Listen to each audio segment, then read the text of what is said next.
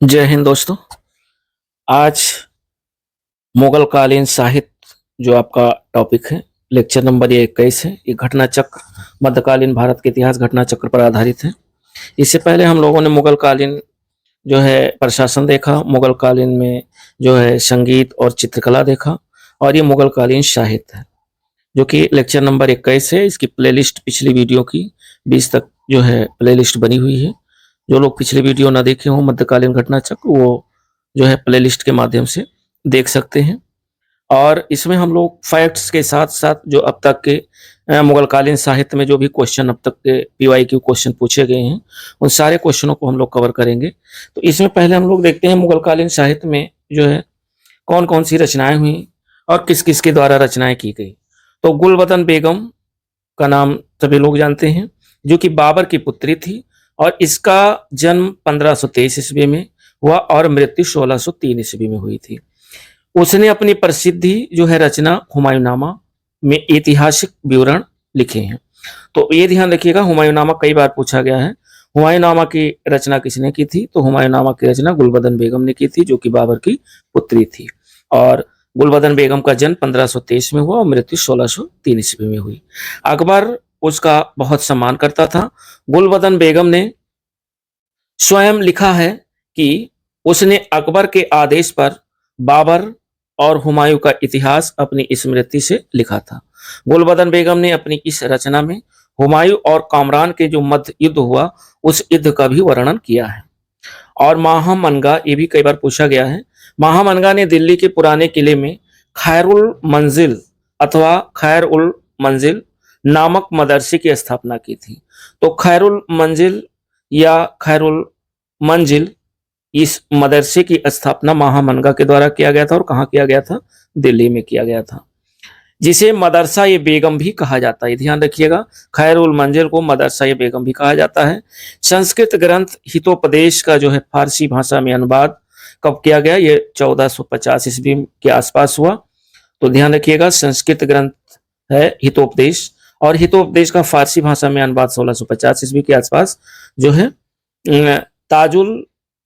ताज अल दिन मुफ्ती अल मलिकी के द्वारा मुफरिन अल कुबाल नाम से किया गया था। और ताज अल दिन मुफ्ती अल मलिकी को ही त्रुटि वंश कुछ पुस्तकों में ताजुल माली लिखा जाता है या लिखा गया है। मुगल कालीन जो लेखक थे और उनकी प्रसिद्ध जो पुस्तकें थी, उनको हम लोग देखते हैं।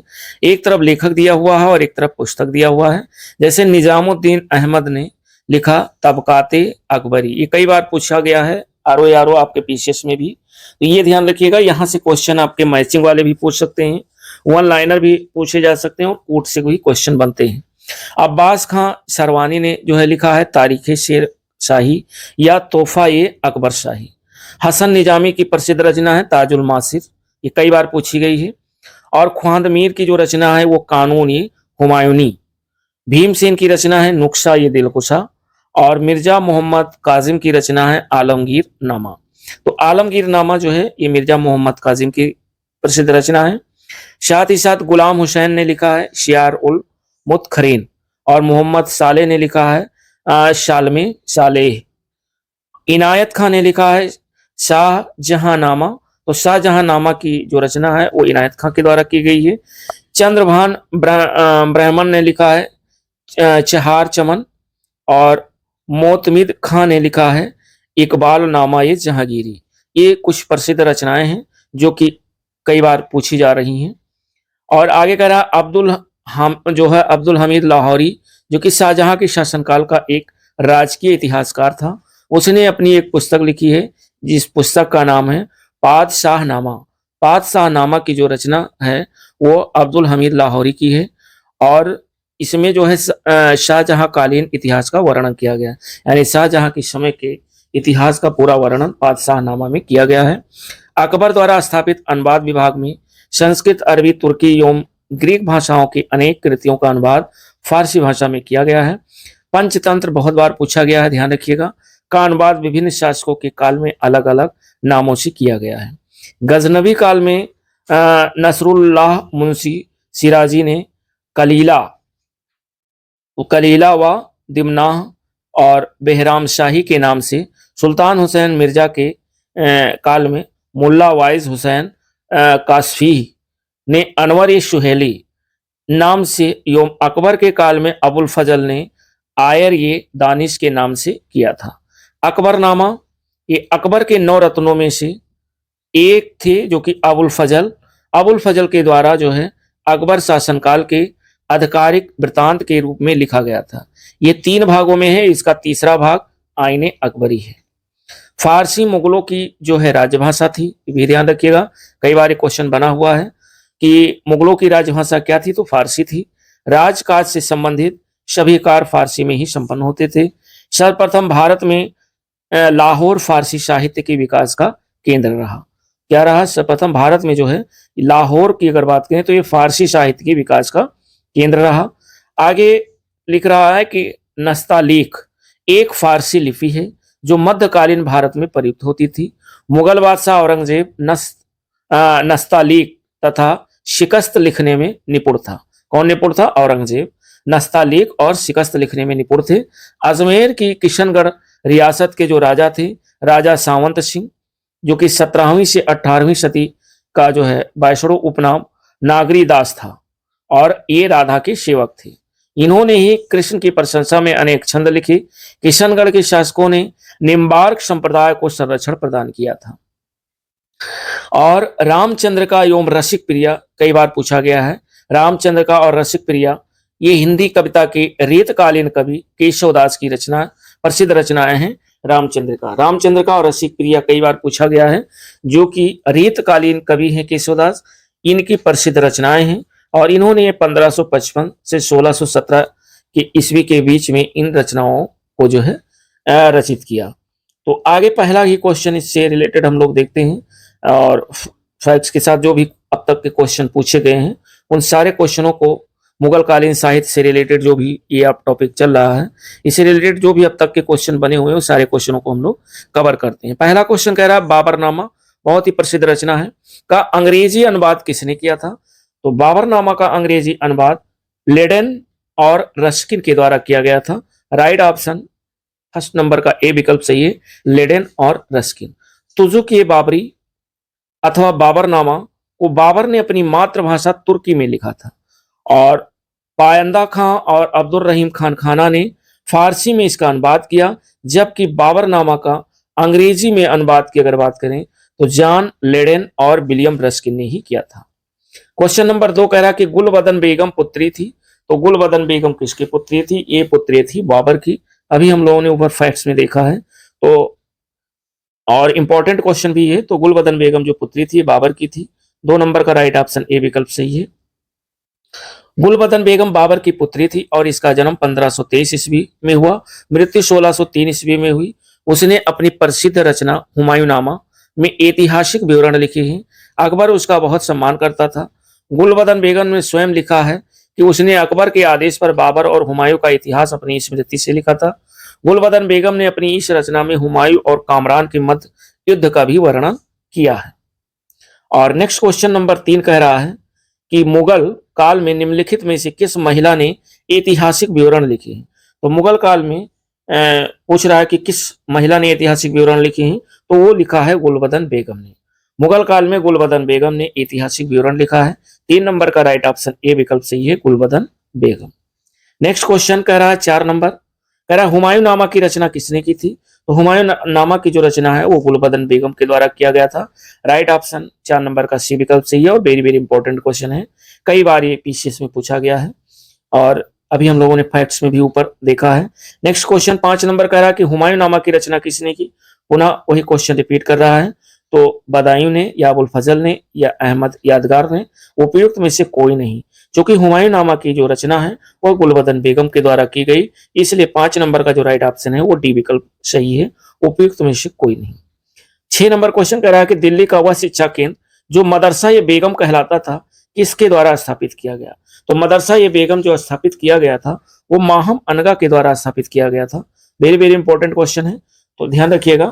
तो दिल्ली का जो शिक्षा केंद्र है मदरसा ये बेगम, ये स्थापित किया गया था माहम अनगा के द्वारा। 6 नंबर का जो राइट ऑप्शन है वो बी विकल्प सही है।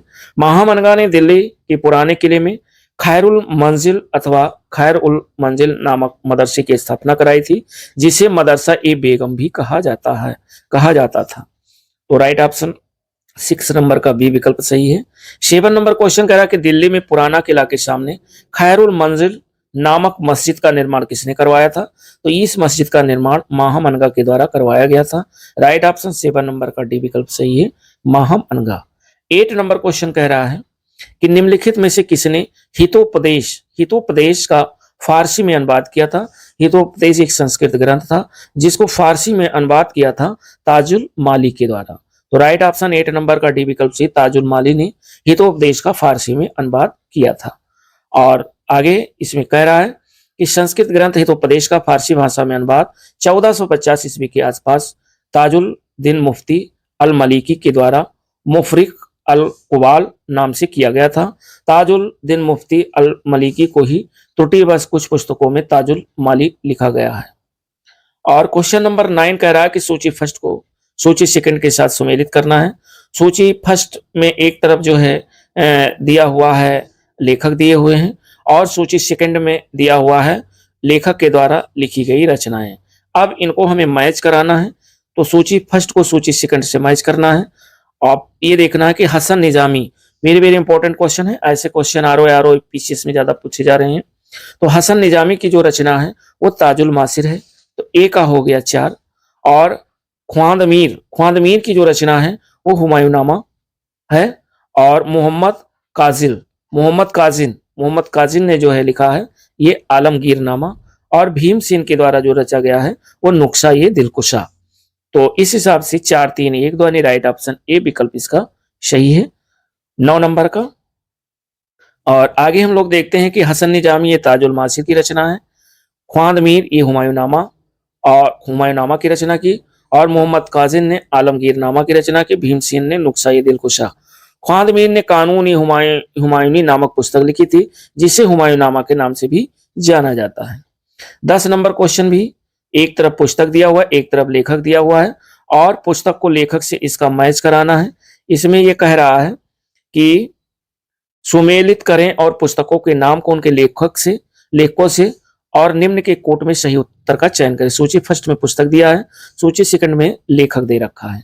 तो आलमगीरनामा जो लिखा है ये मिर्जा मोहम्मद कासिम की रचना है, ये हो गया। और तबकाते अकबरी किसने लिखा है? ये लिखा है निजामुद्दीन अहमद ने, तबकाते अकबरी। और चहार चमन ये लिखा है चंद्रभान ब्राह्मण ने, तो इसी का हो गया 3। और इकबाल नामा जहांगीरी जो है लिखा है ये मोहम्मद खां ने लिखा है, तो डी का हो गया फर्स्ट। इस हिसाब से जो राइट ऑप्शन इसका निकल के आ रहा है वो 2 4 3 1 यानी इसका डी विकल्प सही है, जो है 2 4 3 1 राइट ऑप्शन डी विकल्प सही है।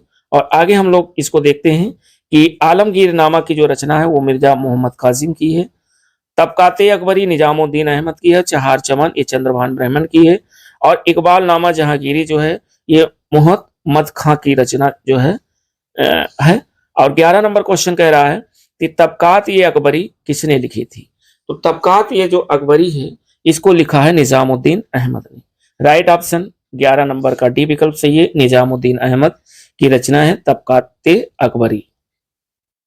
ख्वाजा निजामुद्दीन अहमद ने तबकाते अकबरी की रचना की जिसे तारीख निजामी भी कहते हैं, ये भी ध्यान रखिएगा। और क्वेश्चन नंबर 12 कह रहा है कि निम्न मुसलमान विद्वानों में से हिंदी साहित्य के लिए किसका सबसे महत्वपूर्ण योगदान है? तो हिंदी साहित्य के लिए सबसे जो महत्वपूर्ण योगदान है वो है अब्दुल रहीम खान खाना। इन चारों ऑप्शन में अगर देखा जाए तो अब्दुल रहीम खान खाना जो कि मुसलमान विद्वान थे और ये हिंदी साहित्य के लिए सबसे महत्वपूर्ण योगदान जो है अब्दुल रहीम खान खाना ने जो है दिया। और 12 नंबर के बाद यानी 12 नंबर का राइट ऑप्शन सी विकल्प सही है। इसमें कह रहा है कि अकबर के सफल प्रशासन, सहिष्णु नीति एवं संतुलित मनोवृत्ति तथा तत्कालीन अनुकूल वातावरण ने हिंदी को पनपने का ऐसा सुअवसर प्रदान किया कि अकबर का काल हिंदी काव्य का स्वर्ण काल कहलाने लगा। इस युग में हिंदी केवल हिंदुओं की ही धरोहर नहीं थी, अपितु इस पर मुसलमानों का भी सम्यक अधिकार था। फारसी, अरबी, तुर्की, संस्कृत, हिंदी तथा राजस्थानी की मर्मज्ञ अब्दुल रहीम खान खाना इन सब में मुखर स्थान रखते थे और हिंदी काव्य का कोई भी इतिहास खान खाना के सम्मान के उल्लेख के बिना अधूरा है। और इनका जो प्रसिद्ध ग्रंथ है वो है रहीम सतसई, जो कि दोहों का संग्रह है। 13 नंबर क्वेश्चन कह रहा है कि भारत के इतिहास के संदर्भ में अब्दुल रहीम लाहौरी कौन थे। तो भारत के इतिहास के संदर्भ में अब्दुल रहीम जो लाहौरी थे, ये शाहजहां के शासनकाल का एक राजकीय इतिहासकार था। तो 13 नंबर का जो राइट ऑप्शन है वो बी विकल्प सही, शाहजहां के शासन का एक राजकीय इतिहासकार था। तो 13 नंबर का राइट ऑप्शन बी विकल्प सही है। अब्दुल रहीम लाहौरी जो कि शाहजहां की शासनकाल का एक राजकीय इतिहासकार था, और उसने अपनी पुस्तक पातशाहनामा में जहां शाहजहां कालीन इतिहास का वर्णन किया है। शाहजहां के दरबार में वह यात्री के रूप में आए थे। 14 नंबर क्वेश्चन कह रहा है कि शाहजहांनामा के जो लेखक हैं वो कौन हैं। तो शाहजहांनामा के जो लेखक हैं वो हैं इनायत खां, अर्थात राइट ऑप्शन 14 नंबर का डी विकल्प सही है, इनायत खां। शाहजहांनामा पुस्तक के जो लेखक हैं वो इनायत खां हैं। नेक्स्ट 15 नंबर क्वेश्चन कह रहा है कि निम्नलिखित युग्मों में से कौन सा एक सुमेलित है, ये आपको बताना है। तो निम्नलिखित युग्मों में से कौन एक सुमेलित है। जैसे बाबर ने तुझो के बाबरी लिखी, ये सही है, एक सुमेलित है। हुमायूं ने हुमायूंनामा नहीं लिखा, और शेरशाह ने तारीख शेरशाही भी नहीं लिखी। अकबर ने तबकाते अकबरी भी नहीं लिखी। तो पहला विकल्प ही सही सुमेलित है 15 नंबर का, बाकी बी सी डी सही सुमेलित नहीं है। आगे कह रहा कि तुझो के बाबरी बाबर की प्रसिद्ध कृति है, जो कि तुर्की भाषा में योम मुबैन शैली में लिखी गई है। हुमायूंनामा ये गुलबदन बेगम ने लिखा, और तारीख शेरशाही अब्बास खां शरवानी ने लिखा है, जबकि तबकाते अकबरी की रचना निजामुद्दीन अहमद ने की है, जो कि फारसी भाषा में लिपिबद्ध है। तो इसमें जो है केवल फर्स्ट सही सुमेलित है। उसके बाद 16 नंबर क्वेश्चन हम लोग देखते हैं। 16 नंबर क्वेश्चन कह रहा है कि निम्नलिखित में से कौन सा सही सुमेलित नहीं है। ये हमें छांटना है कि कौन सही सुमेलित नहीं है। एक तरफ पुस्तकें दिया हुआ है, एक तरफ लेखक दिया हुआ है। तो तबकाते नासरी ये मिनहाज उस सिराज जस जानी की पुस्तक है, एकदम राइट है। और तारीख फिरोज शाही ये शम्स सिराज अफीफ के द्वारा लिखा गया, ये भी सही है। तुगलक नामा ये इब्न बतूता की रचना नहीं, इब्न बतूता ने लिखा है रहला, तो ये सी सही सुमेलित नहीं है। तो राइट ऑप्शन 16 का सी विकल्प सही हो जाएगा। और हुमायूंनामा भी सही सुमेलित है, क्योंकि हुमायूंनामा के लेखक गुलबदन बेगम है। तो ए सही है, बी सही है और डी सही है, लेकिन सी सही सुमेलित नहीं है। तो 16 नंबर का जो राइट ऑप्शन सही सुमेलित नहीं है वो सी विकल्प है। तुगलकनामा के जो लेखक हैं वो अमीर खुसरो था, जबकि इब्न बतूता ने अपना यात्रा वृत्तांत रेहला नामक पुस्तक में लिखा था। अन्य प्रश्नगत पुस्तकें एवं उनके लेखक से सही सुमेलित जो है। 17 नंबर क्वेश्चन कह रहा है कि अनवर ए सुहेली ये नामक ग्रंथ, यानी अनवर ए सुहेली नामक ग्रंथ निम्न में से किसका अनुवाद है। तो अनवर ए सुहेली नामक जो ग्रंथ है ये पंचतंत्र का जो है अनुवाद है। तो राइट ऑप्शन 17 का ए विकल्प सही है, पंचतंत्र। पंचतंत्र का अनुवाद विभिन्न शासकों के काल में अलग अलग नामों से किया गया। गजनवी काल में नसरुल्लाह मुंशी सिराजी ने जो है कलीला व दिमनाह बेहराम शाही के नाम से किया था। और वहीं अगर बात करें सुल्तान हुसैन मिर्जा के काल में, तो ये हुआ था मुल्ला वाइज हुसैन कासफीक ने। और अनवर सुहेली के नाम से योम अकबर के काल में अबुल फजल ने आयर ये दानिश के नाम से किया गया था। तो इसका जो राइट ऑप्शन है वो ए विकल्प है। अनवर सुहेली नामक जो ग्रंथ है वह अनुवाद है पंचतंत्र का। 18 नंबर क्वेश्चन कह रहा है कि अबुल फजल द्वारा अकबरनामा पूरा किया गया था। तो अबुल फजल द्वारा अकबरनामा पूरा किया गया था कितने वर्षों में, ये बताना है। तो ये 7 वर्षों में पूरा किया गया था। 7 वर्ष में अबुल फजल के द्वारा अकबरनामा को पूरा किया गया था। 18 नंबर का जो राइट ऑप्शन है वो ये विकल्प है। अकबरनामा अकबर के 9 रत्नों में से एक अबुल फजल द्वारा वर्ष 1590 से 1596 ईस्वी के बीच उसके शासनकाल के आधिकारिक वृत्तांत के रूप में लिखा गया था। कुछ पुस्तकों में अकबरनामा पूर्ण करने का जो वर्ष है वो 7 से अधिक भी है, 12 या 13 वर्ष बताया गया है। यही कारण है कि उत्तर प्रदेश लोक सेवा आयोग ने इस प्रश्न को मूल्यांकन से बाहर कर दिया था। और 19 नंबर क्वेश्चन कह रहा है कि मुगल काल में जो दरबारी भाषा थी वो कौन सी थी। तो मुगल काल की जो दरबारी भाषा थी वो फारसी थी। वेरी वेरी इंपॉर्टेंट क्वेश्चन, कई बार पूछा गया है, ध्यान रखिएगा। तो 19 नंबर का जो राइट ऑप्शन है वो सी विकल्प है। मुगल काल में दरबारी भाषा फारसी थी, और अकबर द्वारा स्थापित अनुवाद विभाग में संस्कृत, अरबी, तुर्की एवं ग्रीक भाषाओं की अनेक कृतियों का अनुवाद फारसी भाषा में किया गया है। 20 नंबर क्वेश्चन कह रहा है कि मुगलों की जो अदालत में भाषा थी वो कौन सी थी। तो मुगलों की अदालत में जो भाषा थी वो भी फारसी ही थी। तो जो है 20 नंबर का राइट ऑप्शन बी विकल्प सही है, फारसी। फारसी मुगलों की राजभाषा थी और राजकाज से संबंधित सभी कार्य फारसी में ही संपन्न होते थे। वस्तः भारत में फारसी साहित्य का विकास मुस्लिम विजेताओं के आगमन से प्रारंभ हुआ। यह प्रारंभ में शासक वर्ग तथा अमीर वर्ग की भाषा थी और इसको उन्हीं का संरक्षण भी प्राप्त था। सर्वप्रथम भारत में लाहौर फारसी साहित्य के विकास का केंद्र रहा। यानी लाहौर जो है ये फारसी के विकास का केंद्र रहा। और 21 नंबर क्वेश्चन कह रहा है कि मुगल कालीन ग्रंथ मासिर आलमगीरी ये किसकी रचना है। तो मासिर आलमगीरी जो रचना है ये शाकी मुस्तैद खां की रचना है। तो राइट ऑप्शन 21 का ए विकल्प सही है, शाकी मुस्तैद खां। मुगल कालीन ग्रंथ जो है मासिर आलमगीरी की रचना शाकी मुस्तैद खां ने की थी। फारसी भाषा में लिखित इस ग्रंथ से औरंगजेब के शासनकाल का विवरण प्राप्त होता है। नेक्स्ट 22 नंबर क्वेश्चन कह रहा है जो कि सूची फर्स्ट को सूची सेकंड के साथ मैच कराना है। एक तरफ सूची फर्स्ट दिया हुआ है, एक तरफ सूची सेकंड दिया हुआ है और सूची फर्स्ट में लेखक दिए हुए हैं और सूची सेकंड में उनसे संबंधित रचनाएं दी हुई हैं। तो अब हमें क्या करना है, सूची फर्स्ट को सूची सेकंड के साथ जो है मैच कराना है और सूची फर्स्ट में वो सूची सेकंड से मैच करना है। जैसे भीमसेन कायस्थ ने कौन सी रचना की, तो भीमसेन कायस्थ ने जो रचना की वो तारीख दिलकुशा की रचना भीमसेन कायस्थ ने की। चंद्रभान ब्राह्मण की जो रचना है वो है चहार चमन और ईश्वरदास नागर की जो प्रसिद्ध रचना है वो है फुतुहात ये आलमगीरी और सुजान राय भंडारी की जो रचना है वो खुलासत उल तवारीख, यानी खुलासत उत तवारीख की जो रचना है वो सुजान राय भंडारी की प्रसिद्ध रचना है। तो इस हिसाब से अगर देखा जाए तो 4 1 2 3 यानी डी विकल्प इसका जो है सही ऑप्शन है। तो 22 नंबर का जो राइट ऑप्शन है वो डी सही है। इसमें कह रहा भीमसेन कायस्थ तारीख दिलकुशा की रचना इन्होंने की, चंद्रभान ब्राह्मण ने चहार चमन, ईश्वरदास नागर ने फुतुहात ये आलमगीरी की रचना की और सुजान राय भंडारी जो है खुलासत उत तवारीख की रचना जो है सुजान राय भंडारी की रचना है। 23 नंबर क्वेश्चन कह रहा है कि नस्तलीक है। नस्तलीक क्या है? नस्तलीक एक प्रकार की फारसी लिपि है जो कि मध्यकालीन भारत में प्रयुक्त होती थी। तो राइट ऑप्शन इसका ए विकल्प सही है, एक प्रकार की फारसी लिपि है जो मध्यकालीन भारत में प्रयुक्त होती थी। 23 नंबर का ए विकल्प सही है। नस्तलीक एक फारसी लिपि है जो मध्यकालीन भारत में प्रयुक्त होती थी और मुगल बादशाह औरंगजेब नस्तलीक तथा शिकस्त लिखने में निपुण था। नेक्स्ट क्वेश्चन 24 नंबर कह रहा है कि कवि हृदय राजा जिसने नागरीदास के नाम से कृष्ण की प्रशंसा में छंद लिखे हैं, ये छंद लिखे हैं राजा सावंत सिंह थे। यानी वो कवि हृदय राजा कौन थे? तो वो कवि हृदय राजा थे राजा सावंत सिंह थे जिन्होंने नागरीदास के नाम से कृष्ण की प्रशंसा में छंद लिखे। 24 नंबर का जो राइट ऑप्शन है वो डी विकल्प सही है। 24 नंबर के बाद इसमें कह रहा है कि अजमेर के किशनगढ़ रियासत के राजा सावंत सिंह 17वीं और 18वीं सदी का वैष्णव उपनाम नागरी जो है दास ये राधा के सेवक था। इन्होंने ही कृष्ण की प्रशंसा में अनेक छंद लिखे।